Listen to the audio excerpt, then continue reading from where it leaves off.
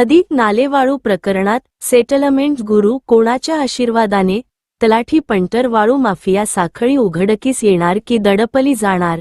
नंदुरबार जिल्ह्यातील शहादा तालुक्यातील सुलतानपूर येथील नदी पात्रातून मोठ्या प्रमाणावर वाळू, गांगळ परस्पर विक्री झाल्याची गंभीर तक्रार शासनाकडे दाखल झाली असून या प्रकरणाने आता प्रशासनातील संगनमत, पंटरगिरी आणि कथित सेटलमेंट संस्कृती उघडी पाडली आहे. शासनाची दिशाभूल करून कथित लिलाव दाखवणे, रक्कम भरून कायदेशीर असल्याचा आभास निर्माण करणे आणि प्रत्यक्षात नदी, नाल्यांतून बिनधास्त वाळू उपसा सुरू ठेवणे, असा संपूर्ण खेळ कोणाच्या इशाऱ्यावर सुरू होता, हा सवाल उपस्थित होत आहे.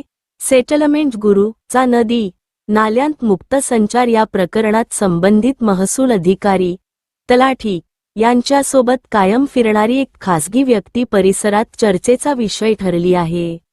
ब्राह्मणपुरी, सुलतानपूर व आजूबाजूच्या नदी, नाल्यांत फिरत वाळू व्यावसायिक आणि प्रशासन यांच्यात मध्यस्थी करणारा हा व्यक्ती सेटलमेंट गुरू म्हणून ओळखला जातो, अशी माहिती सूत्रांकडून समोर येत आहे. हा कथित सेटलमेंट गुरू कोणाच्या परवानगीने नदी पात्रात फिरतो, कोणाच्या वतीने, दोन्ही बाजू सांभाळतो, प्रशासनाचा प्रतिनिधी की वाळू माफियांचा पंटर, हे प्रश्न आता थेट जनतेकडून विचारले जात आहेत. शासनाची फसवणूक की प्रशासनाचे संरक्षण? या संपूर्ण प्रकरणात शासनाची आर्थिक फसवणूक झाली आहे का? वाळू विक्रीस अधिकृत परवानगी कोणी दिली?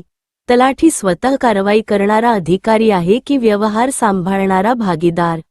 जर बेकायदेशीर वाळू उत्खनन व विक्री झाली असल्यास संबंधितांवर IPC कलम 420, फसवणूक, IPC कलम 379, चोरी, MMDR ॲक्ट कलम 21-22 तसेच शासकीय कर्मचाऱ्यांचा सहभाग आढळल्यास भ्रष्टाचार प्रतिबंधक अधिनियम अंतर्गत गुन्हे दाखल होऊ शकतात. मोठी कारवाई होणार की प्रकरण दडपले जाणार?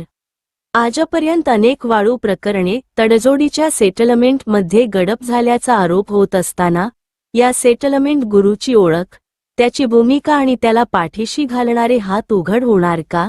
हा खरा प्रश्न आहे. जिल्हा प्रशासन, खाण विभाग व पोलीस यंत्रणेने या प्रकरणात तातडीने स्वतंत्र व निष्पक्ष चौकशी करावी, दोषी आढळणाऱ्यांवर कठोर कारवाई करावी, अशी जोरदार मागणी होत आहे. सेटलमेंट गुरू कोण?